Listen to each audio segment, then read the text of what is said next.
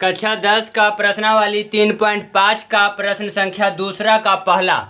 देखिए, कह रहा ए और बी किन मानों के लिए निम्नलिखित रैखिक समीकरण युग्म के अपरिमित रूप से अनेक हल होंगे।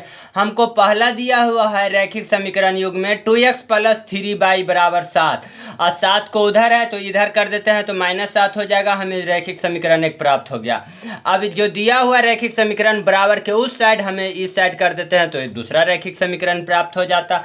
अगर हम यहाँ से कहेंगे a1 बराबर पहला रैखिक समीकरण के x का कोफिशिएंट होता है और b2 होता है जो पहला, b1 होता है जो पहला रैखिक समीकरण का y के कोफिशिएंट 3 है, इसलिए 3 हो जाएगा और कॉमा c1 बराबर हो जाएगा -7। अब यहाँ से बताइए a2 बराबर हो जाएगा a - b और b2 बराबर हो जाएगा a + b। अब हो जाएगा c2 बराबर क्या हो जाएगा -3a + b - 2 हो जाएगा। अब हमें दिया अपरिमित रूप से अनेक हल होंगे। अपरिमित रूप से अनेक हल का होता है a1/a2 बराबर b1/b2 बराबर c1/c2 होता है। अब इस पर मान रख के हल करना है। अब मान देते हैं a1 का मान कितना है 2/a - b बराबर b1/b2 के मान देते हैं 3/a + b हो जाएगा 3/a + b बराबर c1/c2 के मान कितना है बाबू -7/-3a + b - 2 है। जो है रहेगा वही दे देंगे, माइनस माइनस घर चल जाएगा। अब क्या करेंगे, ये दोनों को हल कर देंगे तो हो जाएगा। यहाँ पर हमको तिरछा तिरछी सिर्फ लिख देते हैं। यहाँ पर 2a - b बराबर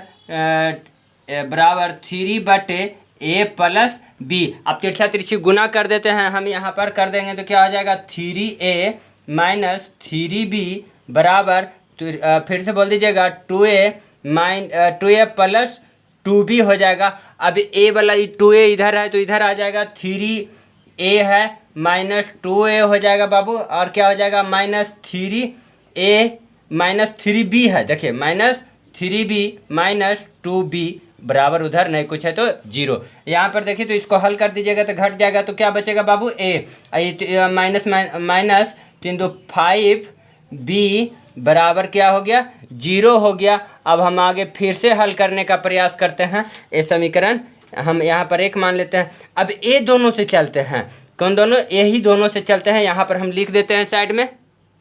देखिए यही दोनों हम 3/a + b लिख दिए हैं, बराबर है बाबू, बराबर लिख दिए 7/3a + b - 2 यहाँ पर लिख दिया। अब यहाँ पर हम क्या करेंगे, तिरछा तिरछी गुना कर देंगे तो क्या हो जाएगा, गुना करके बोलते जाइएगा, साथ में करते जाइएगा। 3 × 9a हो जाएगा और क्या हो जाएगा +3b - 3 दूनी 6 बराबर 7a + 7b। अब यहाँ पर हमको a वाला को इधर कर देंगे, 9a है, आई पटी आ जाएगा तो -7a हो जाएगा और +3b और इधर b आ जाएगा तो -7b हो जाएगा और -6 बराबर उधर कुछ नहीं रहा 0।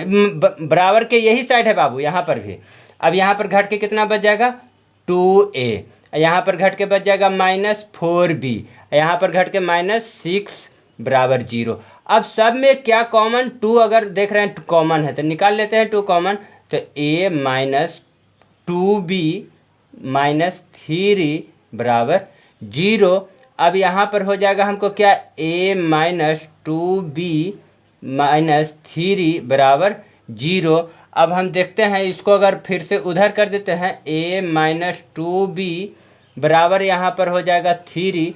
इसको समीकरण 1 माने हैं तो इसको समीकरण 2 मानेंगे। अब लिख देंगे समीकरण 1 और 2 से। तो समीकरण 1 में क्या है बाबू a - 5b और बराबर 0 और क्या है समीकरण 2 में a - 2b बराबर 3। अब यहाँ से देखते हैं दोनों को घटा देंगे तो घटाने पर चिन्ह चेंज हो जाता है तो ई वाला a से तो a कट ही जाएगा बाबू। अब यहाँ पर घट जाएगा तो क्या बचेगा -3b बराबर इधर -3, इसलिए कट जाएगा सब, एक मरतबे बचेगा, क्या एक मरतबे में बचेगा। तो यहाँ पर ऊपर नहीं जगह है, नीचे लिख देते हैं, एक मरतबे कटेगा, 3 कम 3, इसलिए लिख देते हैं b बराबर क्या हो जाएगा 1। अब b का मान हम समीकरण 1 में रखेंगे। अगर हम b का मान समीकरण चलिए 1 में रख देते हैं, तो समीकरण 1 है क्या बाबू, a माइनस 5 b के जगह पर 1 रख देंगे बराबर 0। तो a बराबर हमको क्या हो जाएगा प्लस से माइनस, माइनस में है इधर तो उधर हो जाएगा प्लस में। यहाँ पर हम थोड़ा सा सजा के लिख देते हैं, इसलिए a बराबर कितना हो जाएगा बाबू, चलिए इधर लिख देते हैं, इधर हटाइए, a बराबर हो जाएगा 5 और b बराबर हो जाएगा 1। यही हमारा आंसर हो गया। इसे अब आप नोट कर लीजिए।